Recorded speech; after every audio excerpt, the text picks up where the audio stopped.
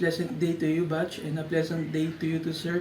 Again, we are Group 7 and we're going to discuss about global citizenship. But before we go to our main topic, let's first have a small discussion about the word citizenship. So, citizenship, citizenship is a title given to you by the state or the government of a state by fulfilling the legal requirements. So it means there's a legal binding which provides privileges and protection by the nation you are part with. And citizenship um, has four different uh, dimensions. We have political dimensions, social dimension, and we also have cultural dimension, and we also have the economy dimension. For the political dimension, as we all know, it is being involved in the political system in a way that uh, we participate, for example, through voting. And we have also the responsibilities to select our leaders. So that's involved the political dimension. As for the social dimension, it is mainly about the social behavior of an individual and the other citizens of the nation, which means there should be a loyalty and solidarity between each other to have a um, firm status in a society. For the cultural dimension, it is the cultural heritage which involves um, uh, cultural skills like language competence, readings or writings. As we all know, it is the tradition and social norms formed uh, formed by the common people, um, and cultural dimension is also a tradition that was passed on from generation to generation and uh, mainly developed through uh, language and other newly emerging trending uh, topics.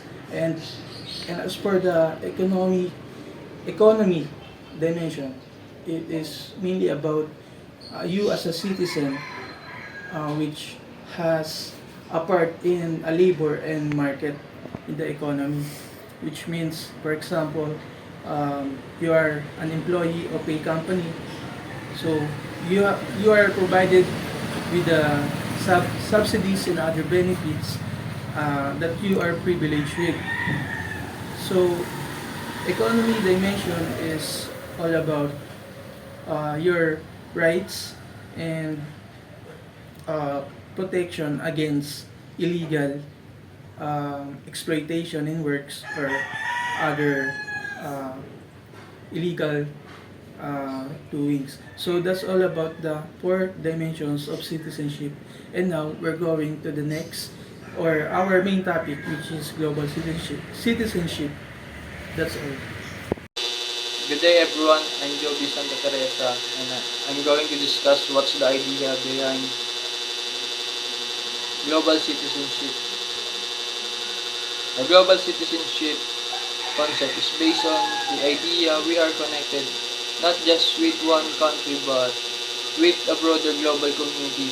Sinasabi dito na connected daw tayo hindi lang bilang isang bansa, konektado rin tayo sa bawat sulok ng mundo. Magkakonekta daw tayong lahat. So, the global citizen must understand how the world works and pahalagahan yung pagkakaiba ng bawat tao. Tapos, works with others to find solution. Mag-ana dahil, kumbaga yung mga tao, mag-iisip ng mga solusyon para sa mga challenges na kinakaharap ng mundo natin. Tapos, global citizenship is the umbrella term for social, political, environmental, and economic action of globally minded individuals. Ayun, tayo sa 4 types of global citizenship. Civic responsibility. Dito naman is, as global citizenship, our duty is to participate in our society and contribute positively in our communities. Tapos, in cultural awareness, bilang global citizen,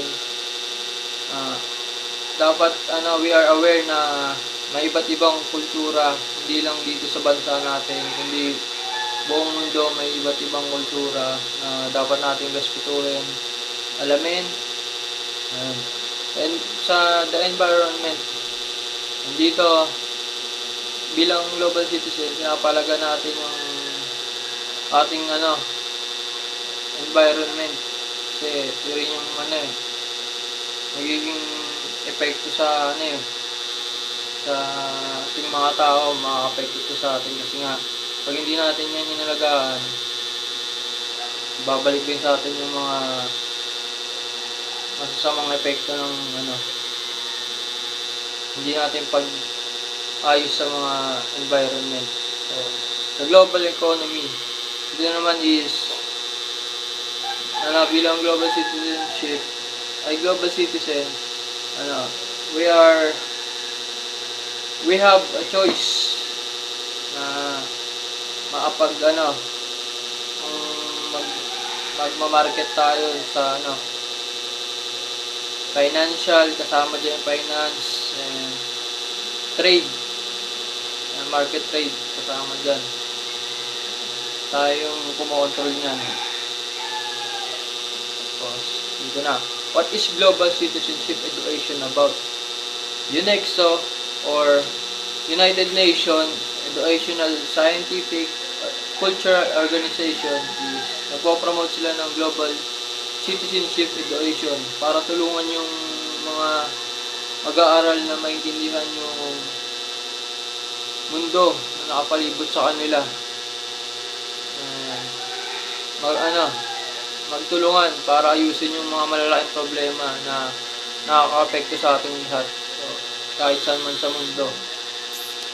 Tapos yung naman GCED is din yung Global Citizenship Education. So, ito naman tungkol sa pagtuturo at pag-aaral ng maging isang global citizen na namumuhay bilang iisa sa kapayapa.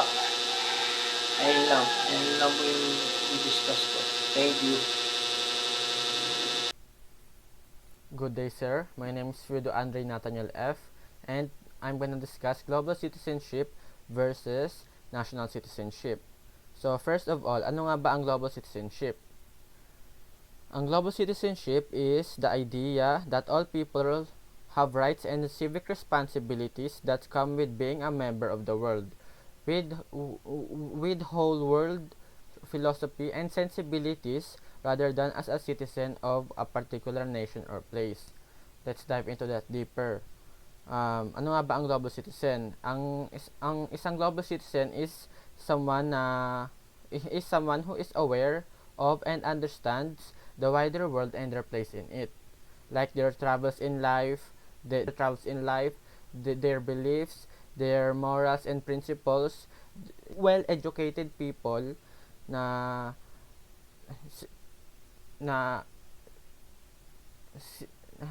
hindi lang sa sariling bansa nila, na hindi lang para sa sariling bansa nila, sila ay well educated din sa culture and issues ng mga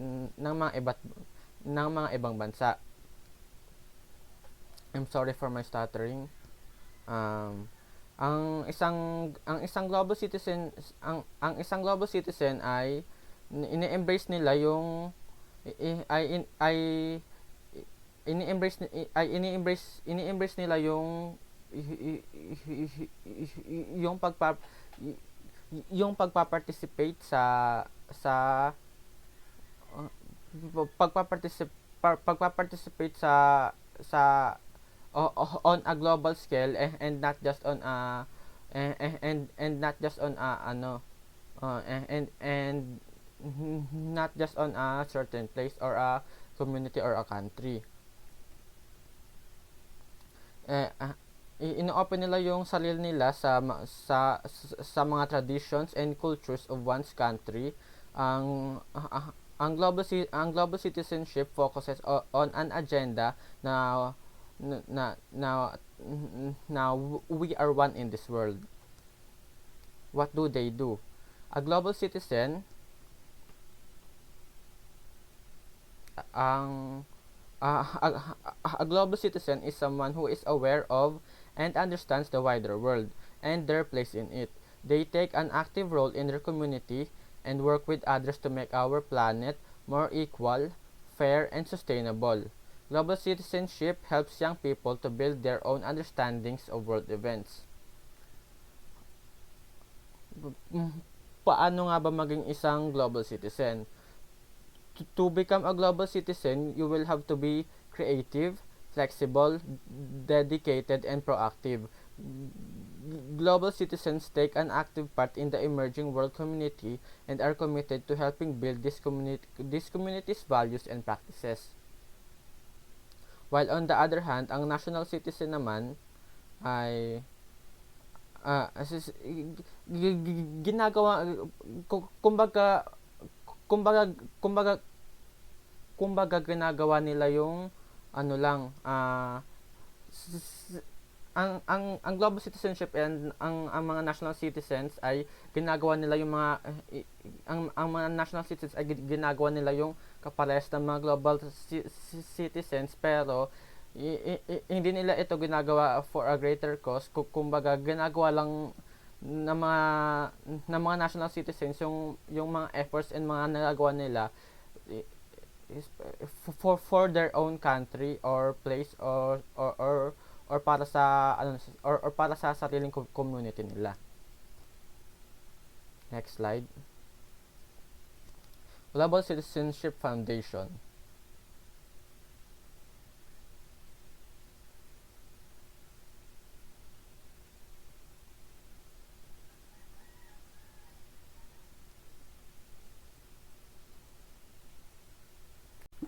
How to become a global citizen? To become a global citizen, you will have to be creative, flexible, dedicated, and proactive. Global citizens take an active part in the emerging world community and are committed by helping build this community's values and practices. Ang national citizenship ay ang definition for national citizenship is the demand for citizenship involved the enjoyment of legal and political rights. But early in 20th century, citizenship was referred to include social or welfare rights within your nation or country, not on a global level. Paano nga ba mag-apply or magkaroon ng national citizenship? Have a permanent resident or magkaroon ng green card for at least 5 years, have to meet eligibility rights, being over 18, able to read and write basic English, and a person of good moral. Or kung galing ka naman sa sa mga foreign country, ay ay gagawin mo yung 10-step na naturalization process. The difference of a national citizenship is a person with that country's nationality, and a country's citizen is a person with that country's citizenship. Both nationality and the citizenship of a country are defined solely by that country's law. Ang examples ng mga global citizens na nag-change impact sa ating mundo ay sila Erme, Er- Ermelas, Ermela Mensas Karam, the sprayer granny from Berlin, na sa loob ng 30 years, she's been out on the streets of Berlin trying to fight against racist and misogynist hate speech. Ermel has scratched off more than 75,000 far-right stickers and painted or sprayed over hundreds of graffiti.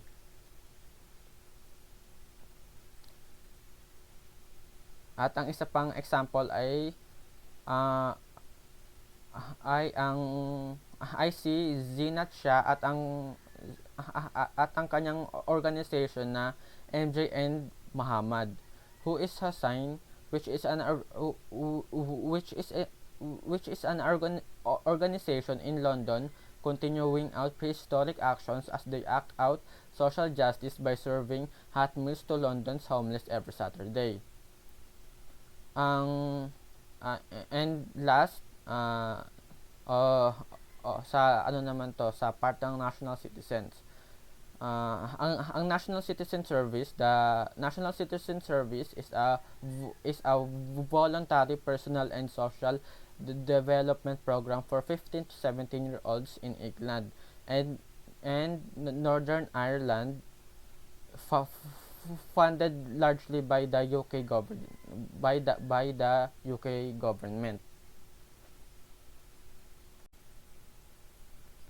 Global Citizenship Foundation. The Global Citizenship Foundation is one of the leading specialist organizations focusing on achieving the United Nations Sustainable Development Goal 4.7, that is education for global citizenship and sustainable development. Ano nga ba ang Global Citizenship Foundation? Ang Global Citizenship Foundation ay they work with education leaders and institutions to secure quality education for all. Global Citizenship Foundation believes that education is essential for equipping young people with critical global competencies needed to address the challenges facing humanity and the planet. Since 2016, the Global Citizenship Foundation has been supporting educational institutions, organizations, school leaders, educators, young people in over 70 plus countries to help achieve its core mandate in line with United Nations Education the 2030 agenda. Ang Global Citizenship Foundation is one of the leading specialist organization.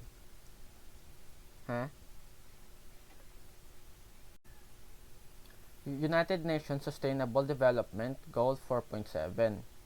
By 2030, ensure that all learners acquire the knowledge and skills needed to promote sustainable development, including, among others, through education for sustainable development and sustainable lifestyles, human rights, gender equality, promotion of a global culture of peace and non-violence, global citizenship and appreciation of cultural diversity and of culture's contribution to sustainable development.